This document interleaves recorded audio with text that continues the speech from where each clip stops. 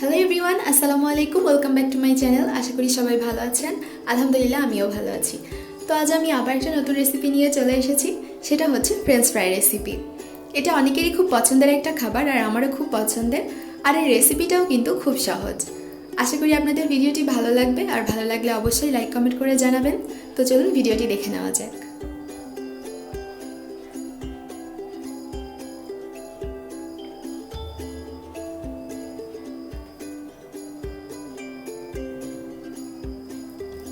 তো French fry করার জন্য আমি এখানে কয়েকটা আলু নিয়ে নিয়েছি। আলুগুলো অবশ্যই লম্বাকৃতির হতে হবে। এবার আমি আলুগুলোকে ছিলে নিয়েছি। এরপর আমি এগুলো এভাবে স্লাইস করে কেটে নিয়েছি।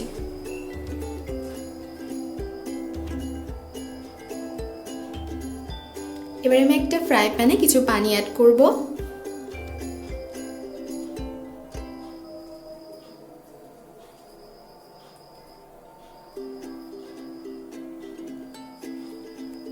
এবার আমি কেটে রাখা আলুগুলো এই পানির মধ্যে দিয়ে দিচ্ছি।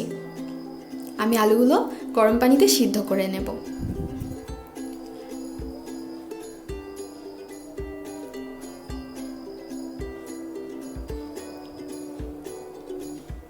তো তার জন্য এখানে 1 চামচ পরিমাণ লবণ অ্যাড করছি। আপনারা আপনাদের স্বাদ মতো ব্যবহার করতে পারেন।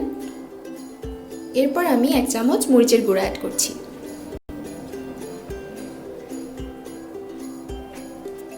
এবার অ্যাড করছি 1 চামচ হলুদের গুঁড়া।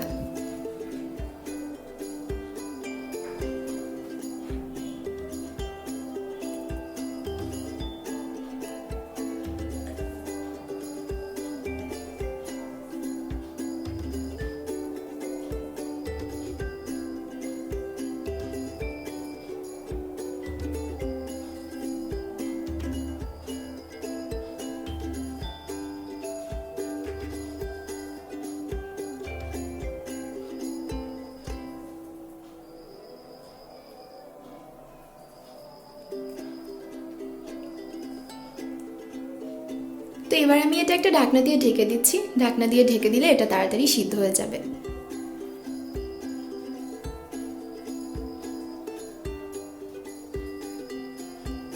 কিছুক্ষণ পর আমি ঢাকনাটা সরিয়ে একটু চেক করছি আমার আলুগুলো সিদ্ধ হয়েছে কিনা। আলুটা কিন্তু খুব বেশি সিদ্ধ করা যাবে না, তাহলে এটা ফ্রাই করার সময় প্রবলেম হবে।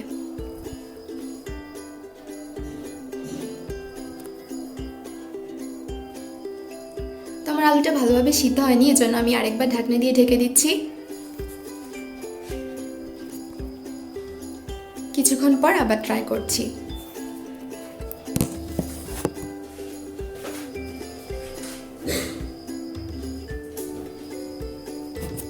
তো আমার আলুটা সিদ্ধ হয়ে গেছে, আমি এভাবে ছেঁকে নিয়েছি। এবার আমি ওই সেম ফ্রাই প্যানে সয়াবিন তেল অ্যাড করছি।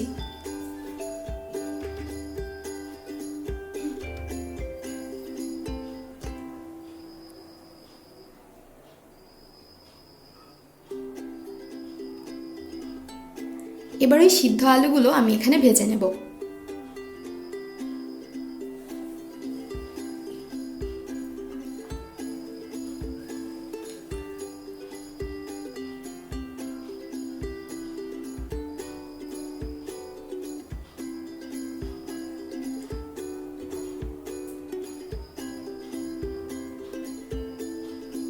তবে আপনারা কিন্তু এই ফ্রেঞ্চ ফ্রাইটা সিদ্ধ করার পরেও হলুদের গুঁড়ো, মরিচের গুঁড়ো অ্যাড করে এটা মেখে নিতে পারেন।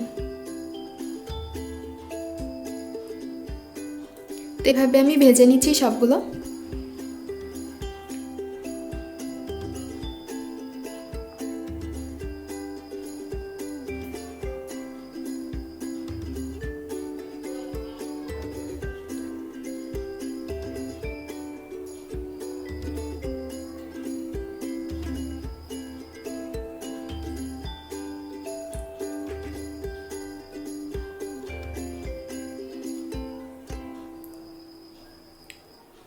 তো আমার সবগুলো ভাজা হয়ে গেছে।